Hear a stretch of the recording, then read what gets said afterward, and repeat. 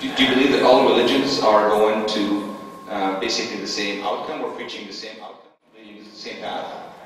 I believe that in essence the purpose of all religions is to unify humanity and to lead people to more of a righteous path. So yeah, I guess it's all going to some certain outcome, whether some do it in a more fearful manner to kind of teach people that if you don't do this, there's consequences to it. So I guess at the end of the road, it's to lead people to lead a good life while they're here on earth. Same God, not exactly, but probably they have the same view of, they have like you said, the same path. Would you say that all religions are going to the same path, or leading the same path, or are they not? No, I wouldn't say they were.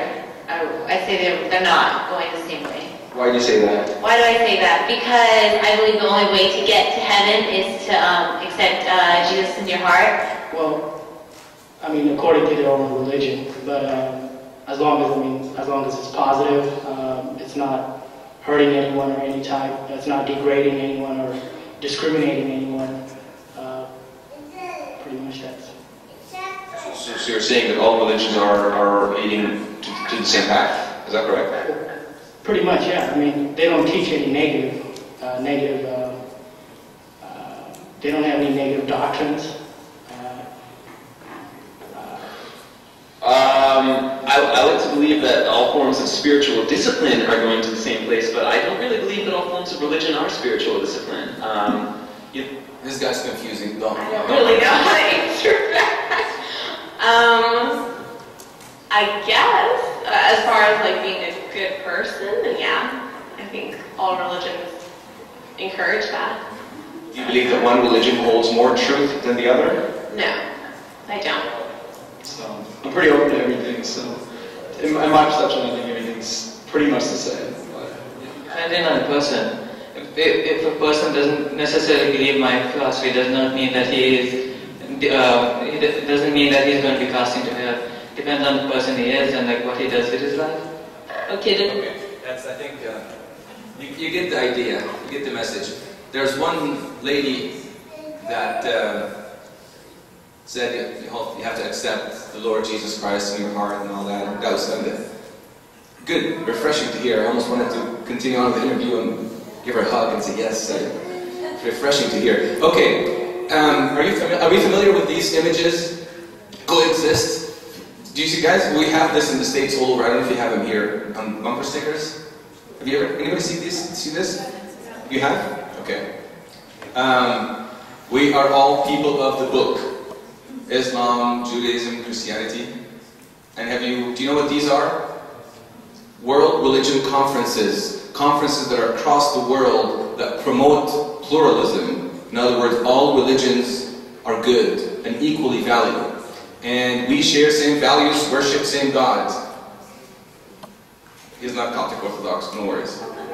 He looks like it, but he's not.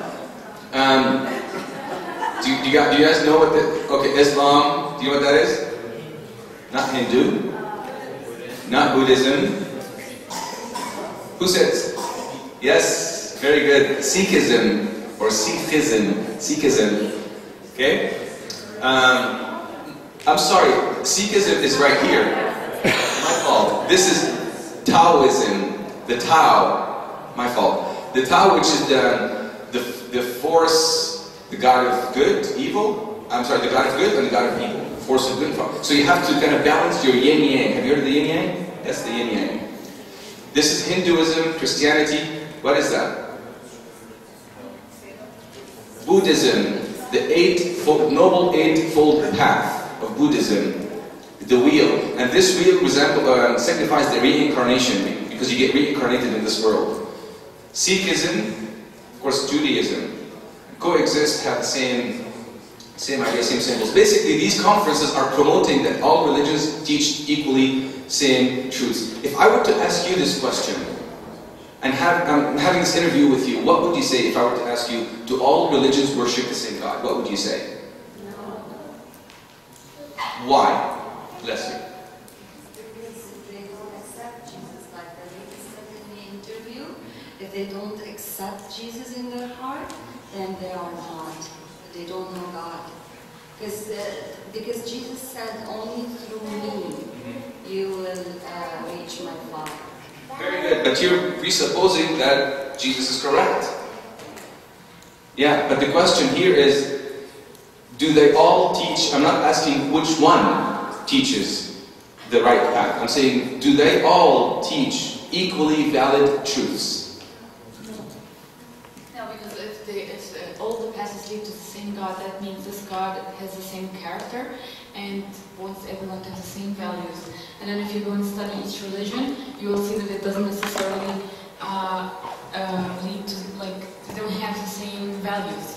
If you look, like, I don't know about all the religions, but even like Buddhism and this all is sort of an escape from the problem, not a solution to the problem. Like, none of the religions give a specific solution to the problem of sin. Very good. Love your answer. Very, very good. Excellent answer. Someone had his hand up. That's your niece? You should be proud of her. Not all religions worship the same God, because the characteristics of God in the characteristics of God in some, like for example Islam, the characteristics of Allah in Islam is not the same characteristics as our God in Christianity. And like some people may say, like for Judaism, for example, they're basically, the analogy that I've heard is that they can see the coin from one side only because they didn't accept the whole thing yet. But yeah, very good. Excellent answer. Would you all agree with that? With these two comments?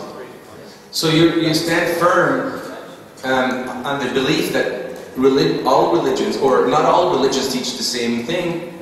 But what if I tell you, but they have similar doctrines. They all teach love and respect. They have all this in common, don't they? I mean, all religions teach some kind of form of the golden rule. You know, don't do unto others what you don't want others to do unto you. Right? All religions teach that. Doesn't that make them equally valid? I look at it from the point of view of the Antichrist. So we know that St. James in his epistle said that even devils believe and tremble. So the devil has knowledge and also has the power to take part of the knowledge and make it seem as it is the whole truth. And this is where we see all the other religions.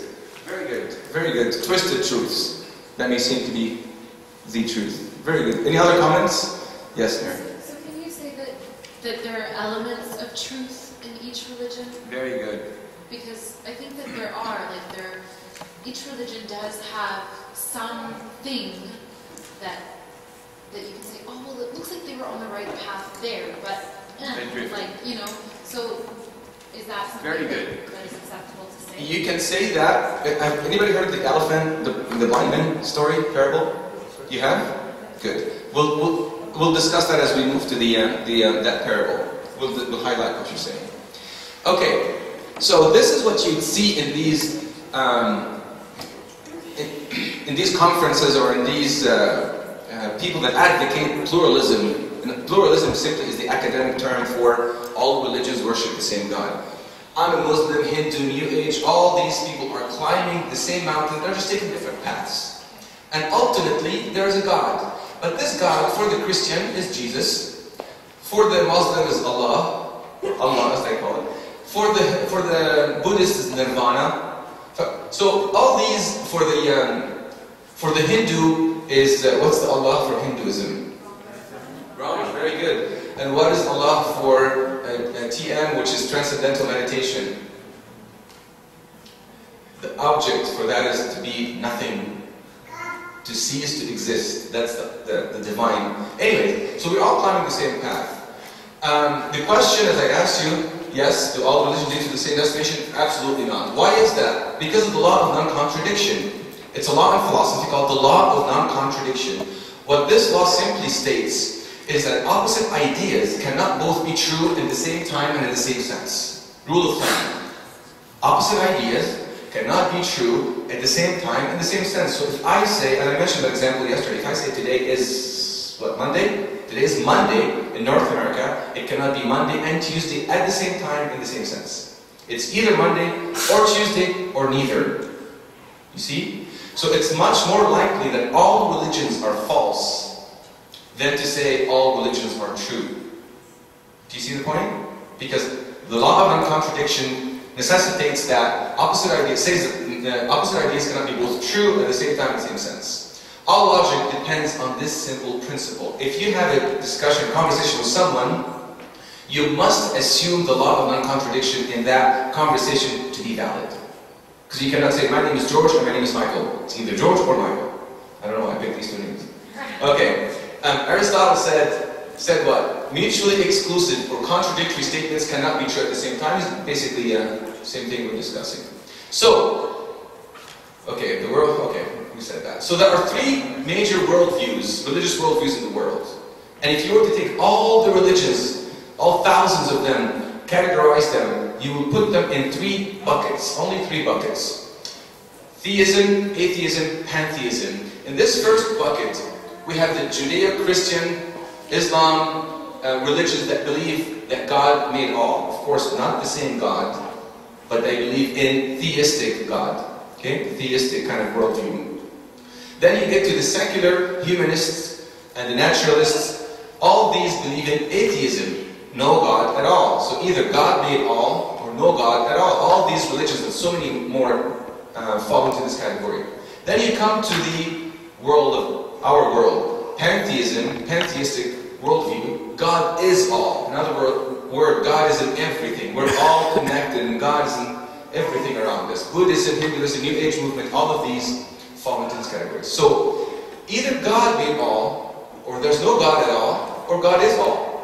Not all three of them can be true at the same time in the same sense. So, if we were to take just two religions and see how they're not different claims, they're contradictory claims, and there's a difference between these two statements. I could say today is Monday, today is cloudy. They're two different statements, two different truth claims. But I cannot say today is sunny, today is cloudy. It's either or. You see? So, these religions are not making different truth claims, they are making contradictory truth claims. So for God, for Islam, God is an absolute one. In Christianity, of course, three persons in one essence. Humanity in Islam is good by nature. Christianity, humanity is what? Sinful by nature. Christ in Islam is a prophet, not God. He wasn't crucified yet. They claim that he resurrected, by the way, but he wasn't crucified. In Christianity, Christ is God incarnate in the flesh. Salvation in Islam, do you know what salvation is in Islam? How do you attain salvation in Islam? You have to have your good deeds outweigh. What they say basically is at the end of life, the angel, Gabriel, will have two buckets. A bucket called good deed, a bucket called bad deed. And every time you do the good deed, you have 1 point in this bucket. Every time you do a bad deed, you have 1 point in this bucket. At the end of your life, these two buckets of deeds will be counted. If you make it by 1 point in the good deeds, you're going to heaven. And you know what heaven is like, and we don't want to get into that. Just to keep it PG. Okay, and here's the thing. But there's one thing that you can do all the bad deeds in the bad buckets all you want. And one deed will outweigh all of these bad deeds in the bad buckets. What is it? Martyrdom. Okay? Because you're supposed to do a few things in Islam. You're supposed to do your five pillars of Islam, the prayers and all these things in Islam. And then one more thing you're supposed to do in Islam that not a lot of people can afford, and that is to go Hajj, to go visit Hajj. There you go. To go visit Mecca and do the thing. So, I want to remember that I'm being videotaped. So, if you cannot afford doing that, you can kill yourself for the sake of Allah, and then that one deed will make sure that you're going to heaven straight ticket to heaven. Anyways, so that's salvation for Islam. Of course, for Christianity, the working faith of our Lord Jesus Christ. So these are contradictory truth claims. Either heaven is this or heaven is that. It cannot be both. Either Christ is a prophet only, or Christ is God incarnate. So this highlights the fact that not all religions teach the same thing. Ravi Zacharias Christian philosopher and writer, he said, those who say all religions teach the same thing don't know religion. Very true statement. Very true statement. Those who say all religions teach the same thing don't know religions. They just look at the peripheral, the surface of all religions, and oh, they're all good. They're all good. I wanted to read to you something called The Creed by Steve Turner. Steve Turner is a British journalist. He wrote a poem called The Creed that describes modern Western thinking about religion. Very interesting creed. Okay? Let's read what he says. We believe in Marx, Freud, and Darwin. We believe everything's okay as long as you don't hurt anyone, to the best of your definition of hurt, and to the best of your knowledge. We believe that all religions are basically the same. They all believe in love and goodness. They only differ on matters of creation, sin, heaven, hell, God, and salvation. We believe that man is essentially good. It is only his behavior that lets him down. That is the fault of society. Society is the fault of conditions. Conditions are the fault of society. We believe that each man must find the truth that is right for him. Reality will adapt accordingly. The universe will readjust. History will alter. We believe that there's no absolute truth except the truth that there's no absolute truth. That is what Steve Turner is commenting on how we in the West think of religion. How true is that? Very true. What do you say? What do you think of that? Very true, isn't it? Okay, so now we move to the parable of the elephant and the blind man. This parable, by the way, I've seen it in books in school, middle school. It's being taught. Maybe you've escaped that era, but when you have children that eventually will go to middle school, they will be exposed to these parables. So it's good to know what's being taught in public schools about tolerance and pluralism, and how all religions are teaching equally valid truth claims. Basically, the parable says that there are 6 blind men and an elephant. One blind man is touching the ear of the elephant, thinks it's a fan. The body of the elephant thinks it's a wall, and so on and so forth. These 6 blind men are basically analogous to the religions of the world. Okay? The case of the elephant story is that the author uses this story to illustrate that each religion has only a piece of the truth, ultimately leading to God through different routes. So, each blind man thinks he's right, and everybody else is wrong, even if they're all touching the same elephant. That's what the parable says. We're all touching the same God. If I'm a Hindu, or I'm a Christian, or a Buddhist, we're all touching the same God. We think it is the right God. In essence, He's not. He's something else that we don't even know. And we have a part of the truth. Back to your question, Mary. Part of the truth. What's wrong with this parable? And then the kids, of course, when this is being introduced to them, say, "Oh, this is a great parable. I love it. It's awesome. It makes me feel better about myself, because now I feel that all religions are good. We can live in peace, harmony, and tolerance, and all this fanaticism about I'm right and you're wrong is..." They love to hear things like that. What do you say to this? They're all wrong. What is that? They're all wrong. No one thinks it's an elephant. It's not that they're all wrong. They're all right. Yeah, but I'm saying in their own terms. But they are all wrong. Why is that? Because they don't know it's an elephant. Very good. Very good point. From a logical standpoint, the author assumes that which he is trying to prove. And that's a logical fallacy. What I'm trying to say is that I am assuming something I am trying to prove. And you can't do that. You're assuming it's the same elephant, yet you're trying to prove it's the same elephant. Do you see? That's one problem with that. Do you see what I'm saying? Okay. Okay, let me explain to you. So in logic you have premises and conclusion. Let's say premise 1. If the President of the United States lies under oath, he should be what? Impeached. Premise 2. The President of the United States lied under oath. The conclusion, the President should be impeached. You see how premise 1, premise 2, conclusion? Very simple. Syllogism. Now, if you say President of the United States should be impeached, you see what I'm saying? You're including the conclusion in the assumption. You can't do that. Faulty logic. Anyways, another problem with this parable is that Okay, we said that. Is that the author is the only one that has that true perspective. For someone to say, let me tell you how the world is. Let me tell you how religions how all religions run. We're all blind, and this is how things are. Well, if we're all blind, how can you, the author, see? The author assumes that privileged perspective, which he denies in his parable. Do you see what I'm saying? Basically, the author is saying, to claim that each religion has part of the truth, the pluralist must know what the truth is for you to claim that no one has the truth. Do you see my point? He is basically saying, you're all blind except me. Let me tell you how all religions are blind. Anyway, this is just, again, a parable that is faulty logic parable, but it's being taught just to promote tolerance and pluralism. Okay, what about sincerity? All I need is sincerity. If you're a sincere Muslim, I think we had a discussion about that the other day, or maybe in high school. If you're a sincere Muslim or sincere Buddhist, you'll go to heaven. Because you're sincere. All God looks at is sincerity. What do you guys say? I think that's wrong because you can be sincere about doing something like something bad. Very good. Very good. You can be sincerely wrong. You can be sincerely wrong. Those who built the Titanic were sincere that this ship is unsinkable. What happened? They were so sincere, by the way. Very sincere. What happened? Of course, they were sincerely wrong.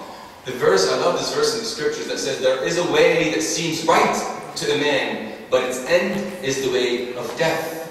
It may seem right to me, very sincerely so, but the end of it is the way of death. Okay, what about tolerance? The buzzword of the 21st century.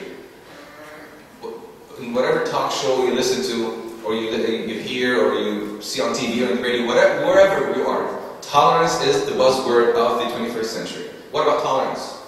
Doesn't pluralism, doesn't that idea that all religions are equally true promote tolerance? Very good. Very fictitious solution to a problem. What do you guys think? Okay, I'm not going to go on until I get some feedback from you. Tolerance. Someone, please, comments. What do you think? Yes? It makes you tolerate other people, but it doesn't make you tolerate other ideas. You're awesome. We're very yesterday. Okay, tolerance. Very good. We've got to make the distinction between what? Tolerating people versus tolerating ideas, as Marlene mentioned. So tolerance here, tolerating people versus ideas and behavior. Classical tolerance, traditional tolerance, by the way, Christ was the most tolerant of all. But he tolerated what or whom? People. Did not tolerate behavior or ideas. Okay? He made that distinction. Classical tolerance is to be egalitarian regarding persons. In other words, regard all people as equal. Egalitarian regarding people. And elitist regarding ideas. In other words, you look at ideas with a view of evaluation. You evaluate ideas. That's a good idea. That's a bad idea. That's a good behavior, bad behavior. So you have to be elitist regarding ideas. Egalitarian regarding persons. New tolerance reversed the formula. New tolerance has become egalitarian regarding ideas and behavior. All ideas are good. All behavior is good. Safwat and I were having a discussion on homosexuality yesterday, and traditional tolerance would say that homosexuality was a phobia. Was a tattoo, rather. Okay? Homosexuality was a taboo. I'm messing up. I apologize. Tattoo. I don't know where that came from. Homosexuality was a taboo in the classical definition of tolerance. The new definition of tolerance, homophobia becomes the taboo, not homosexuality. See, because we have to be egalitarian regarding people and behavior. So every idea and every behavior must be equally valid and true. And then now we are becoming elitists regarding people. He's good. Yes? In terms of practicality and like application in our lives, I'm just thinking of, you know, like a teacher or an educator who would be doing this with their class and reading that story or that fable or thing. And I don't know, I'm kind of torn because I feel like you need, a lot of the times, especially in very multicultural, you know, or kind of, multicultural, diverse schools, you have that problem where kids, you know, are bullying each other or fighting with each other because, you know, well, this person's Muslim or this person's that, or, you know, and I know that it's not just always about religion, it's about race and, you know, whether their hair is nappy or not, like it's, you know, but that's one of the things, and one of the tools of teaching them tolerance, and so how, as an educator, if you know, as an educator who's supposed to be unbiased and who's supposed to be, you know, not really bring in their own perspective, how do you do that? How do you promote tolerance within your classroom if you can't say, if you're going to say, well, no, actually Christianity is the only like, I'm having a hard time with that. Well, you don't want to say, in a public educator role, you don't want to say, well, Christianity is the only religion, and if you're not Christian, you're not going to heaven. You don't say that. You promote respect and tolerance from the classical definition of tolerance. So we ought to respect other religions and live with them peaceably. The Bible says, as long as it depends on you, live peaceably among all men. It's a verse. So as long as it depends on you, have to live peaceably with the Hindu, with the Muslim, you have to love them and respect them. Pope Shenouda is the perfect example.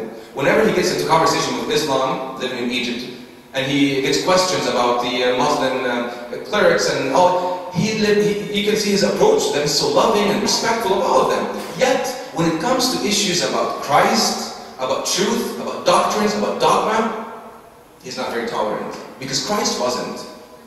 You see, so there's a difference. So you can say, yes, we ought to be tolerant, we ought to live and respect all religions, promote that. But you don't want to promote, you're all the same. See, there's a difference. We ought to be tolerant. I have a lot of, actually, atheist friends and Muslim friends. There's nothing wrong with that. And I have to be loving to them and respectful of what they do. Yet, when it comes to issues of dogma and doctrine, oh yeah, sure, it's all good. We can't, as Christians, we can't do that. Any comments on this? Yes.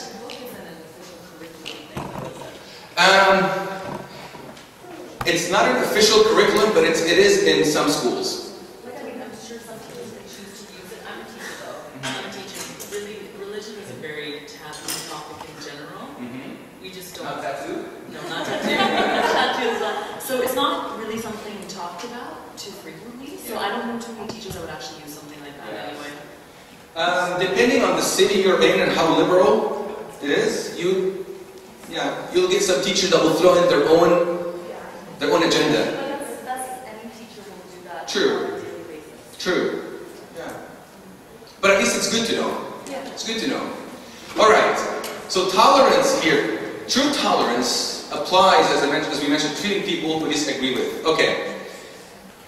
Let's skip that because that's a bit. Okay. What about relativism? All truth is relative. We talked about that yesterday. Basically, the distinction here is that relativism tells you truth is relative, as we mentioned yesterday. Pluralism says religion is relative. So, religiously, you cannot believe anything as long as you don't claim it's true. You can believe anything as long as you don't claim it's true. Believe anything you want, but don't come and tell me it's true. Why? Because we have pluralism. Morally speaking, you can practice anything, as long as you don't claim it to be a better way. That is the motto of 21st century, I guess, America and Canada together. Practice anything, as long as you don't claim it to be the better way. Believe anything, as long as you don't claim it to be the truth. That's pluralism and relativism. Okay, well, we did talk about that. Do you remember when we said this morality defined by culture yesterday? Remember the example of the Holocaust and the abortion example? Distinction between facts and values. Facts and values are the same. Facts, or our perception of the facts, may alter so that we can fit them in the values. Do you remember that discussion? Okay, so we'll skip that quickly. Okay, consequences of relativism. What happens when we say that truth is relative and religion is relative? What happens if we don't have a standard point of reference that we can always lean back on? What is the end result? Anarchy. What else? What happens? Huh? Everyone is going to go astray. Everyone will believe whatever he wants or she wants. In the book of Judges, there's a story about how everyone had their own God. And see what God did to them in the book of Judges. What else? What else when we don't have a point of reference? Truth. God. Two very bad things may happen. We will exchange the moral question, what is good? For the pleasure question, what feels good? So now we don't have the morally, we're not accountable to a higher moral being. We're only accountable to me. Whatever makes me feel good becomes the truth. Whatever feels good becomes the truth. Remember the motto of the 1970s? If it feels good, do it? Okay. Pleasure will replace ethics. So instead of morally constraining pleasure, you say, I want to do this, but I really shouldn't do that. Pleasure will define morality. I want to do it, and I'm going to find a way to rationalize it. That's what happens when you don't have a true standard moral code that is anchored in a true standard moral higher being who is God. Pleasure will replace ethics. You know what else? You'll have two things: power and pleasure. Might will become right, and pleasure will become the ultimate purpose or the ultimate goal. It's the Hefners and the Hitlers of the world that will become the point of reference. Pleasure and power will replace ethics and values if we don't have this thing. Okay, so the logical answer is that since religions make mutually exclusive and contradictory truth claims, all paths do not and cannot lead to the same destination from a logical perspective. So we all agree on that point. Any comments so far? Yes, ma'am. I don't agree. You don't agree? Good. Get some discussion going. Tell me why. I just think that there's just so many cultures in the world that you can't expect, like how many people are in the world? Billions and billions. You can't expect everybody to believe in one religion. And just because you don't believe in the same religion doesn't mean that you're not a good person. Like I know you're saying what is good, but as Christians we know what good is. And we know that there could be a Buddhist that's good. Like there could be a Hindu that's good. There's so many different religions, and just because they don't believe in that one specific thing, I don't believe that means they're not going to heaven. Very good. Excellent. Now I want you all to answer that question. Please, because it's a good point. Very valid point, and I don't want to undermine that point. But please help me answer that. He has his hand up. I'm sorry, before you.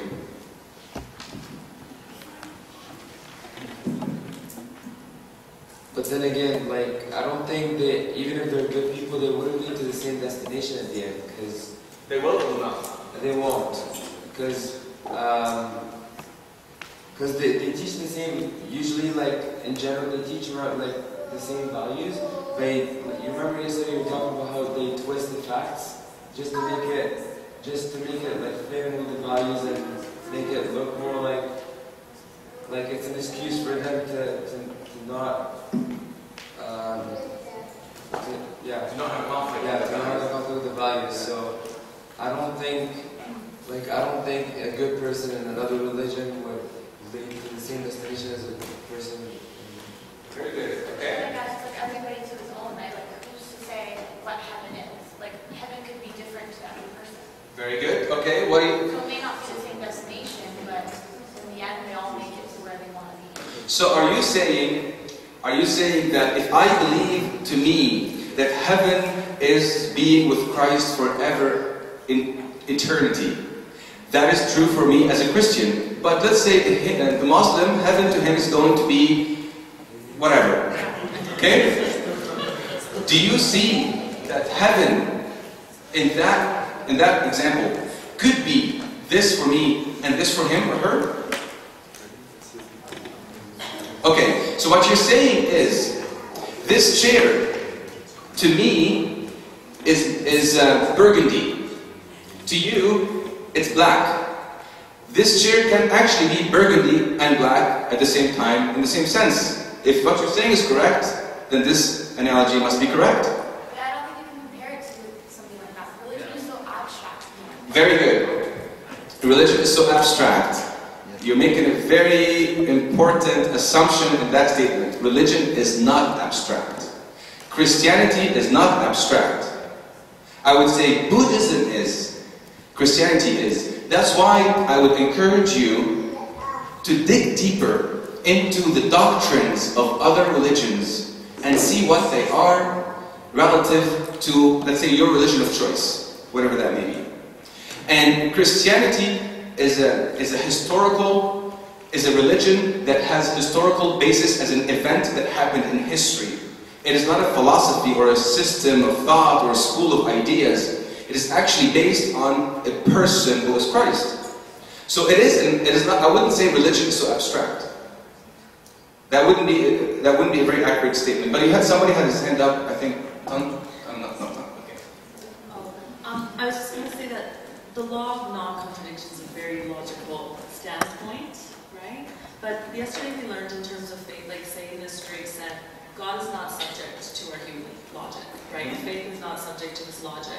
And I think we can apply that to what we're talking about. Like, we just can't say what's going to happen to everybody in the world based on logic if our faith is not based on logic. Very good. However, faith and logic do not contradict. And that's another discussion about faith and reason that I was hoping actually to have with you. But faith and logic do not contradict. Faith and reason go hand in hand.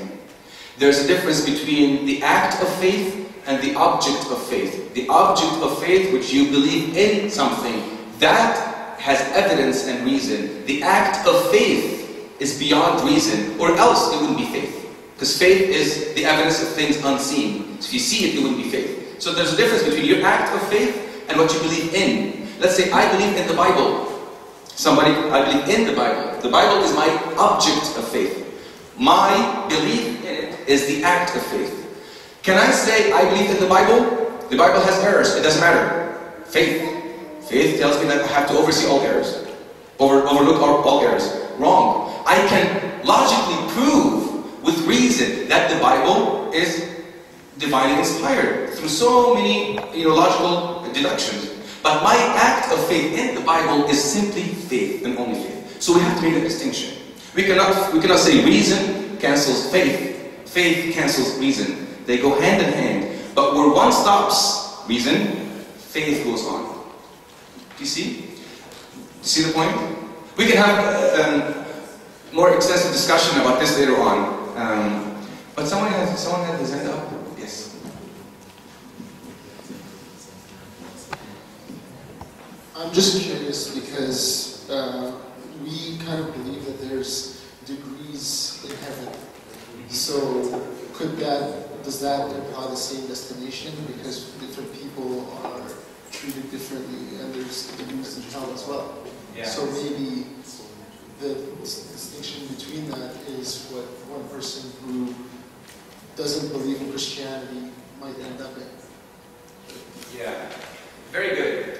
The degrees in heaven, by the way, are not related to Christ, they're related only to you, is however much you can be filled with, like the analogy of the big cup and the small cup. And I just want to say one thing real quick, one thing real quick, is that you have to understand what salvation is in the Christian faith. What is salvation? Why did Christ say in John 14:6, I am the way, the truth, and the life. No one comes to the Father but through me.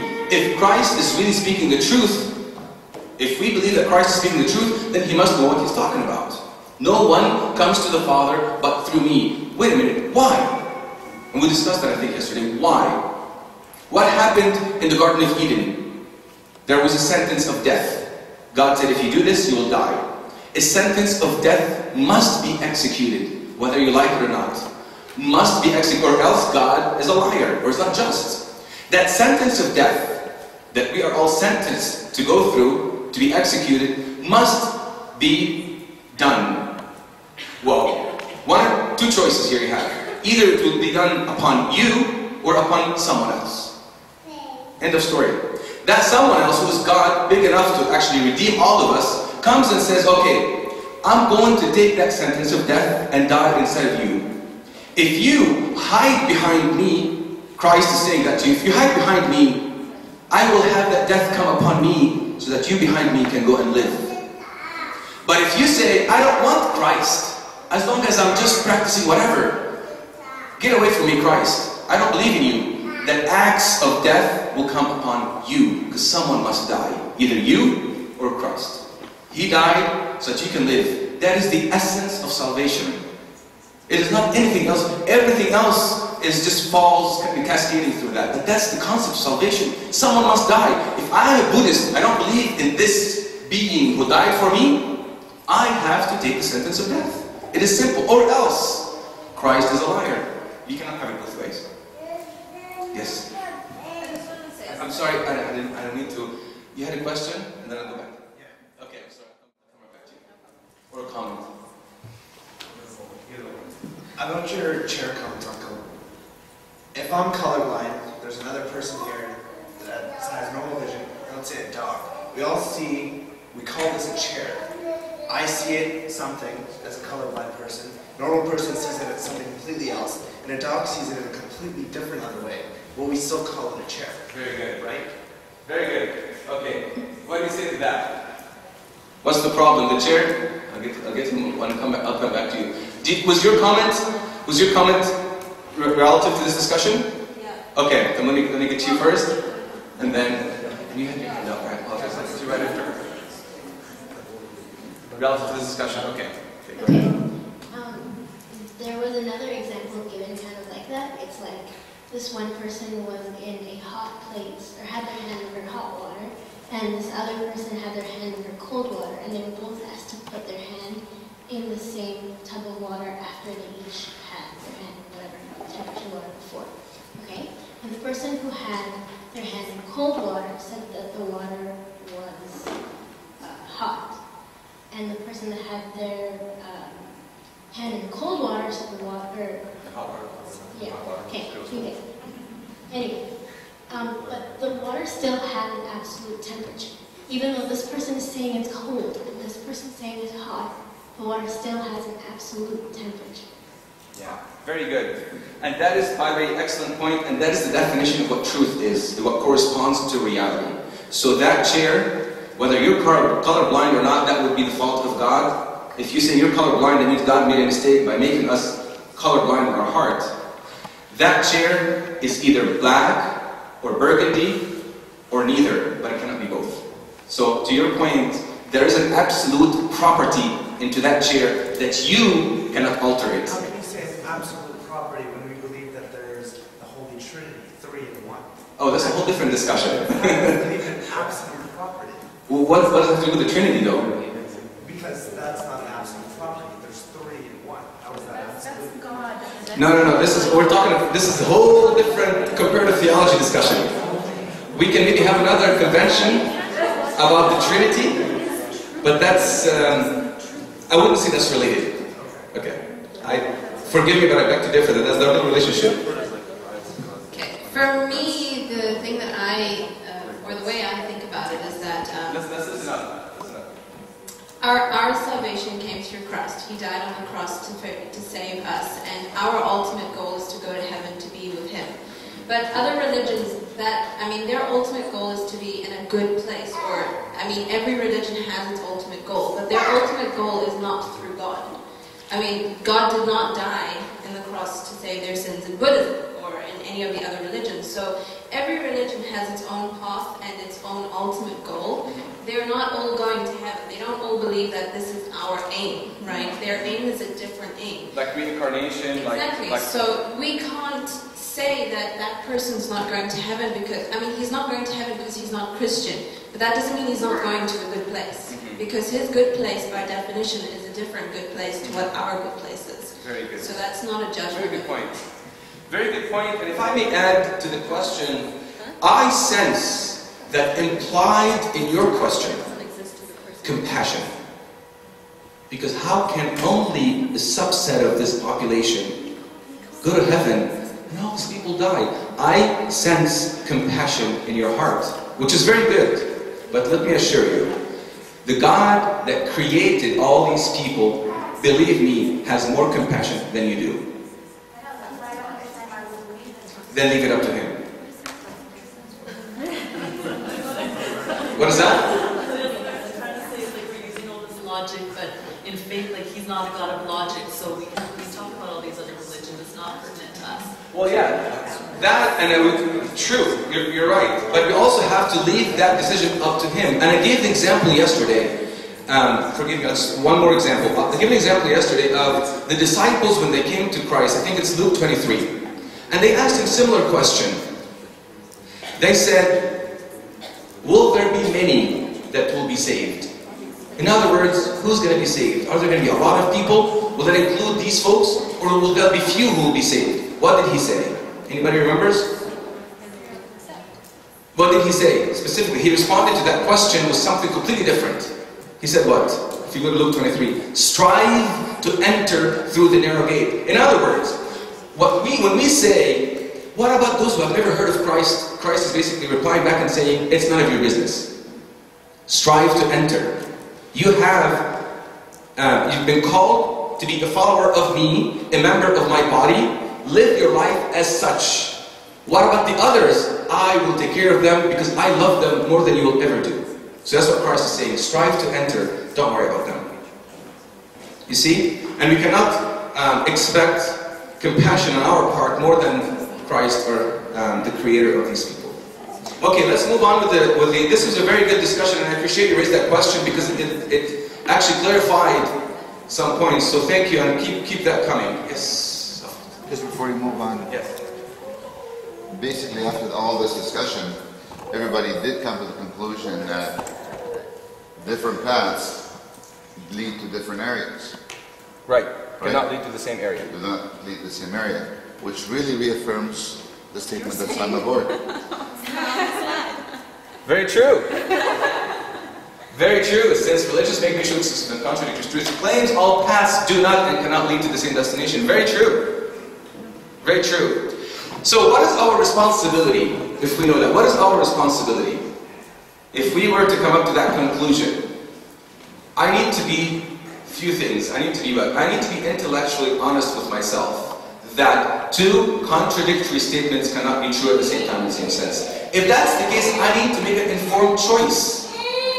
Because this choice will have severe consequences. Have anybody heard of Pascal's wager? You have heard of Pascal's wager? Very good. I'm expected to say what it is. Okay, can you tell me can you say what it is very briefly? In 30 seconds. You can't. Monica, you can. It's like, I don't know, gambling almost. Okay, it's like it's like, I don't know, if I can draw it out or whatever. It's like believing in, living your life not believing in God to find out there is a God, or living your life, yeah, and then there isn't a God, or if you don't believe in a God and then there isn't, or if you believe in God and there is. So it's kind of like laying it all out and gambling. Yeah, it's kind of like gambling, almost like. It's what they call the win-win situation. Yeah. Okay, now I help you. It's on the board. Explain it. Oh. Explain it. It's on the board. Okay, so if you believe in God and God exists, then there you go, infinite gain, infinite loss. And if you believe in God and God does not exist, you didn't lose anything, almost. No, finite loss.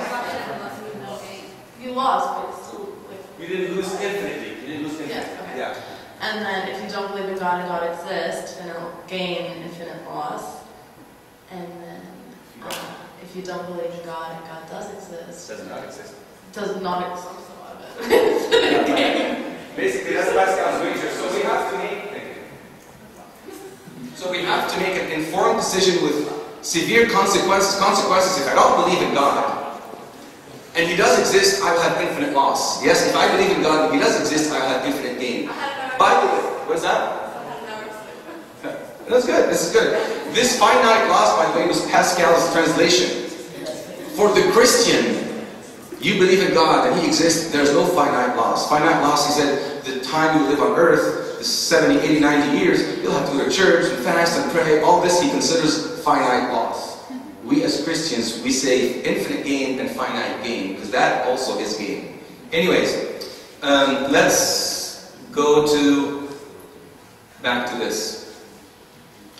So, here I wanted to pause and ask this very pivotal question that Pilate asked Christ. In John 18:38, he asked a very pivotal question. Pilate asked Christ this question: what is truth? It's so interesting and ironic, the most ironic question. Pilate is standing before the person of truth, asking him what is truth. Actually, I'd like to say that it wasn't Jesus that was standing in front of Pilate, it was Pilate standing in front of Jesus. It's better to think of it this way. He's asking him what is truth. Do you remember what happened after this? In John 18:38, Pilate asked, what is truth? I want to know what is truth. And then he left. He didn't have a chance to have Christ respond. And if you read in the verse after that question, Pilate left. So truth is very quickly absolute. In other words, it's universal, it's eternal, it's transcendent. It's for all people at all times and all places, as we mentioned. It's also exclusive. In other words, it's not inclusive. If the statement is it's true, it excludes every contradictory statements. It's exclusive. 2 plus 2 equals one number. 4. It cannot equal 5, 6, and 7. It's exclusive. Okay? What else? Truth is discovered.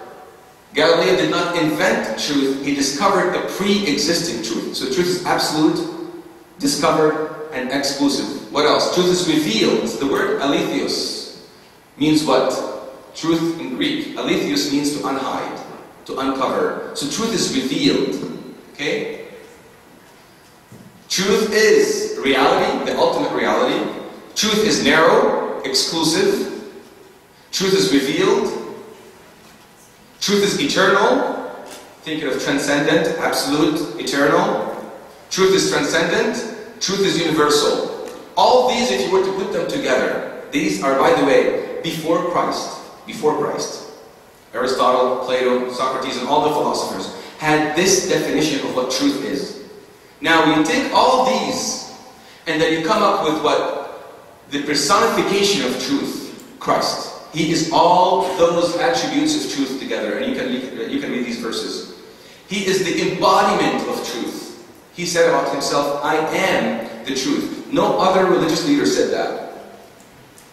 And Buddha and Muhammad and all of them said, but let me point to the truth.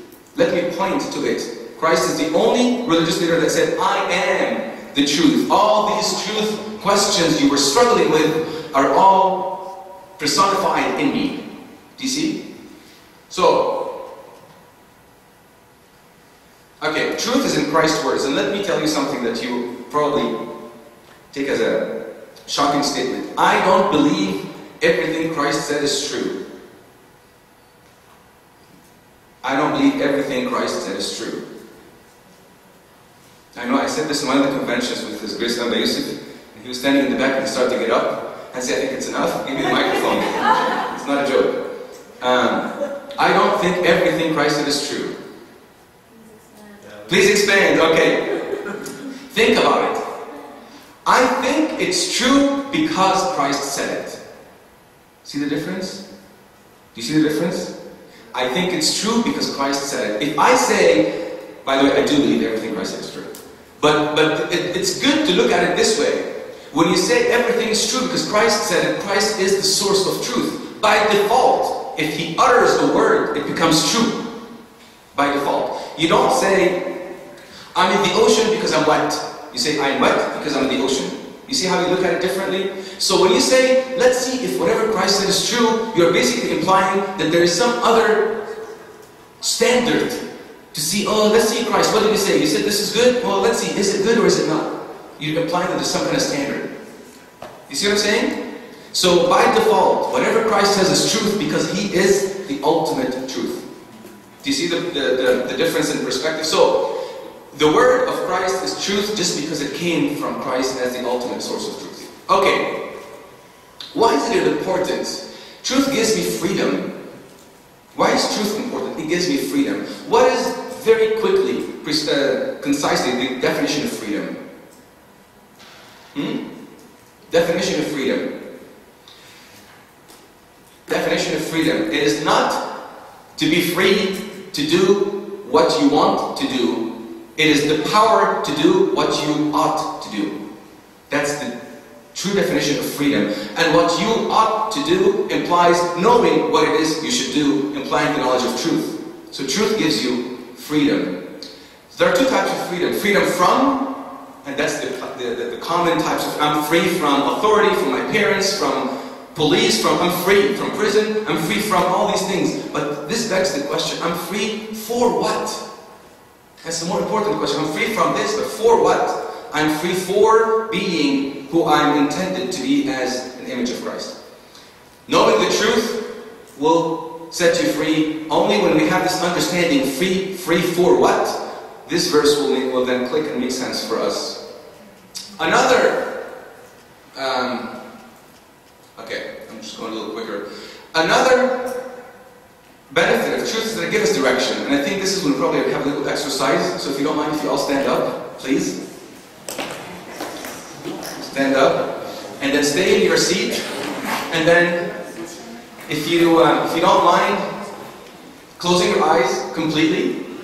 Closing your eyes completely. And turn around yourself and stop when I say stop. Turn around. Turn around. Turn around. Turn around. Stop. Keep your eyes closed. And keep them closed. And then point to where you think north is. Point to where you think north is and keep pointing. Where was it before? It was north before. Well, that's the whole point. Point to where you think north and keep your eyes closed and Where wait. was north is from the first place? Alright, now keep pointing. Keep pointing, open your eyes everyone. Look at your fingers where they're pointing. All over the place. Now, I can tell you that north is this way. So,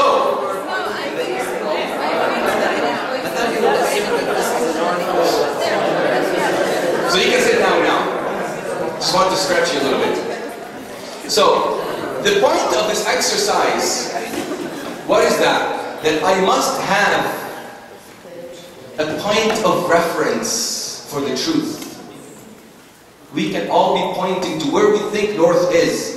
There is, it's not my iPhone, it's the compass in the iPhone. The point of reference will tell me where north is, whether you like it or you don't like it, it doesn't matter. It will not change where north is. Truth is what it is. Whether you adhere to it, live it, reveal it to others, or you're basically living a lie. Do you see the exercise? Do you see the point of that? Okay. So truth will give you direction.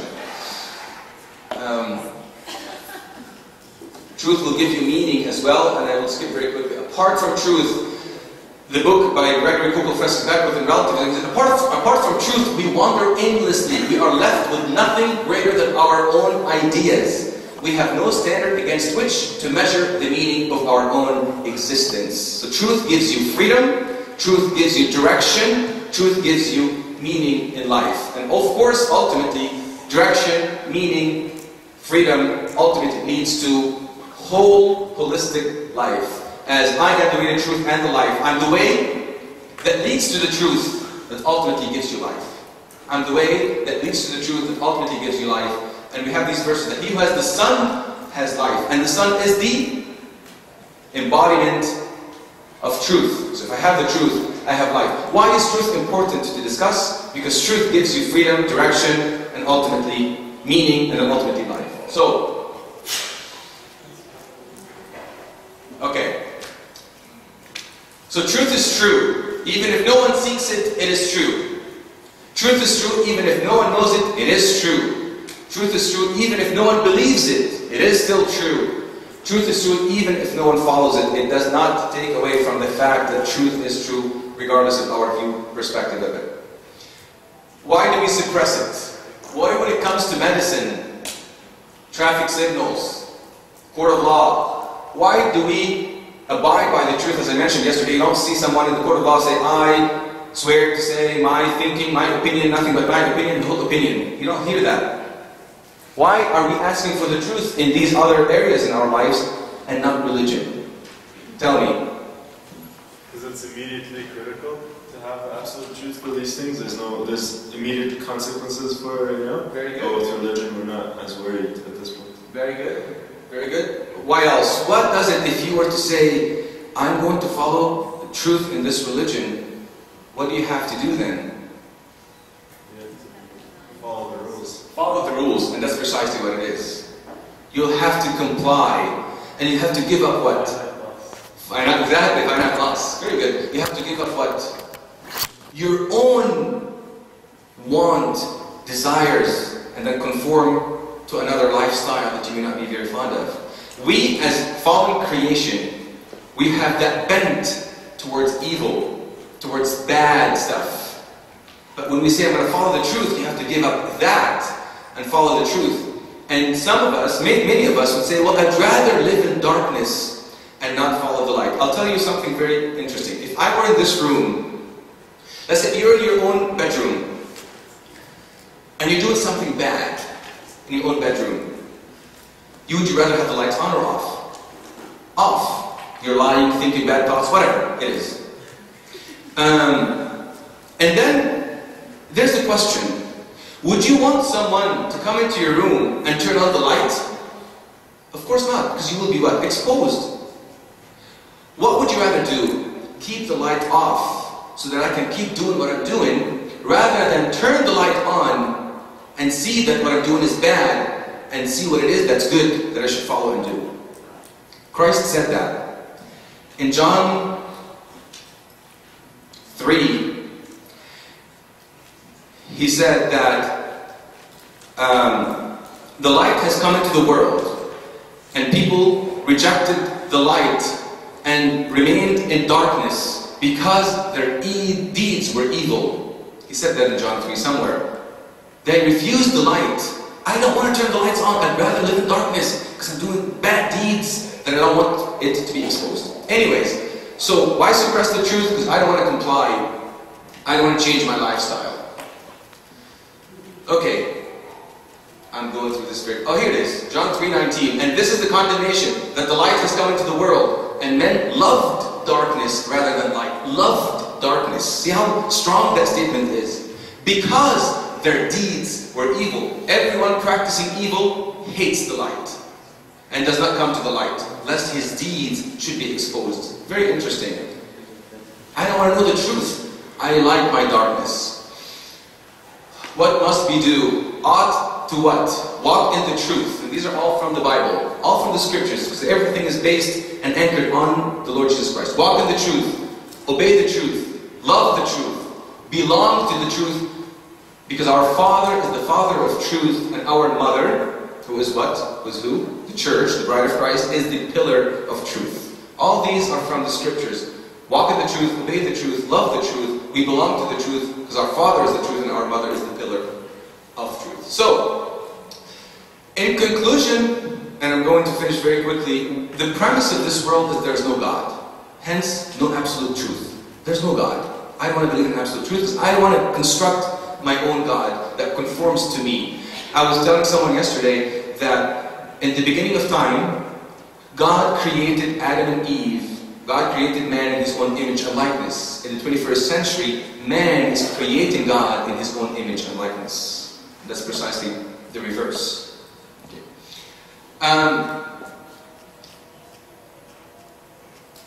Okay, we're discussing. I'm going to go a little quicker for the sake of time. Okay, we're repeating this. Okay, suggested readings. A book called Jesus Among Other Gods by Ravi Zacharias, the Indian Christian teacher. I would encourage this book very much. And The Case for Christ, I'm sure most of you have heard of it. Have anybody heard of The Case for Christ? Good. By Lee Strobel, and I highly encourage Lee Strobel's writings. He is an evangelical Protestant, but he does not talk about anything related to doctrine or orthodoxy. So it is safe to read. The Case for Christ, he also has other books. The Case for Faith, The Case for Creator, The Case for the Real Jesus. But The Case for Christ is the most common one he had written. And I recommend these books if you want to read more. Now, the point of having having this discussion, because this is my last time with you, and I will be leaving in the next maybe 3-4 hours. But the point of having these discussions within the theme of the convention, free fall, trust in God, taking a leap of faith, I was talking to His Grace Angelos, and we said, okay, well, Sayyidina will take the spiritual perspective. Of course, the bishop is here. I'm not going to come and tell you should all repent. The bishop is here to tell you that. And we'll probably take more of the defending the faith perspective. So that way we can complement, and I was talking to Safwat about this earlier, that we can complement one another. So that I'll talk about defending the faith, so that you can take that leap of faith from an apologetic perspective, and Sayyidina will, of course, give you the dosage that's most needed, which is the spiritual aspect of faith, and how one can live the faith and keep the faith. So I hope that, in summary, that if anything, we were able to equip you with some information and knowledge as Coptic Christians, or as Christians first and Coptic second, so that we can be able to live in this pluralistic, relativistic, postmodernistic world as Christians against all these waves and attacks that are coming our way from all directions. I hope that you now know better what's going on, the enemy around us, and we are better equipped so that we can, as the Bible says, give an answer to the faith that is in you with meekness and fear. All these PowerPoints, I have posted them on His Grace's Bassilios website, suscopts.org. If you ever want to go back to them and reference them, I have a section called Apologetics on Bassilios' website. This is the Southern Diocese, suscopts, C-O-P-T-S. You can put it on that, but the thing is that these PowerPoints, they're read-only. So, not to be reproduced and sold and all that. That's what Sayyidina suggested, not me. Anyways, so you have access to these PowerPoints. I have 15 or so presentations on how we can prove the Bible is true, how we can prove the resurrection is true, and so many other things that you may be interested in, evolution, creationism, all these wonderful discussions. So you can access them whenever you want, however you want. And if you ever want to, one last thing, if you ever wanted to get in touch with me or reach me, you can, I think the method of everyone favors is Facebook. So you can find me on Facebook by typing my name, and I'll have my email there, so you can email me any questions you may have, or someone asked you a question that you may want to discuss. I'll be more than happy to do that. Finally, it's honestly, sincerely, it's been a very, very, very good time, a pleasure for me to have been with you. I loved all the discussions. I valued every single point you've made, and it was very beneficial for me, like I hope that it was also to you. So thank you again.